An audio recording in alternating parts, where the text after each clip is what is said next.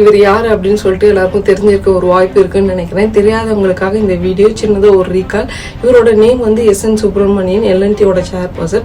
ஒரு 2 மந்த்துக்கு முன்னாடி இவர் எல்லாருமே பயங்கரமாக சோஷியல் மீடியாவில், நியூஸ் சேனலில், டிபேட்டில், இன்க்ளூடிங் என்னோட சேனலில் கூட பர்ஸ்ட் அவுட் பண்ணிட்டு இருந்தோம். என்ன ரீசன் அப்படின்னு பார்த்தீங்கன்னா, அதாவது இவர் எல்என்டியில் ஒர்க் பண்ணுற எல்லா எம்ப்ளாயிஸும் 90 hours ஒர்க் பண்ணணும், இன்க்ளூடிங் சண்டே. எவ்வளோ நேரம் வீட்டில் உட்காந்து அவங்க ஹஸ்பண்டையும் ஒய்ஃபையும் மறைச்சு பார்ப்பீங்க, come on guys get on to works அப்படின்னு சொல்லியிருந்தாரு. ஸோ அதுக்காக அவர் நிறைய negative comments plus consequences face பண்ணியிருந்தாரு.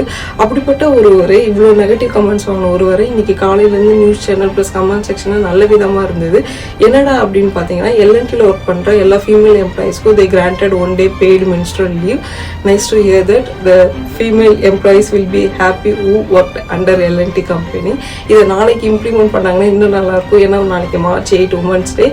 ஸோ கமெண்ட் செக்ஷன் என்ன அப்படின்னு பார்த்தீங்கன்னா, சில பேர் நல்ல மனுஷன் தான், சில டைம் கிறுக்குத்தனமாக இப்படி பிஹேவ் பண்ணுறாரு அப்படின்னு சொல்லிட்டு, சில பேர் வாங்கின அடி அப்படி அப்படின்னு சொல்றாரு, சில பேர் அவர் தப்பா மறைக்கிறதுக்கு இவ்வளவு நெகட்டிவா இருக்கு, ஸோ அதனால ஒரு பாசிட்டிவா ஏதாவது கம்பெனிக்கு பேர் வரணும் அப்படின்னு சொல்லிட்டு அனௌன்ஸ் பண்ணியிருக்காரு அப்படின்னு சொல்றாங்க.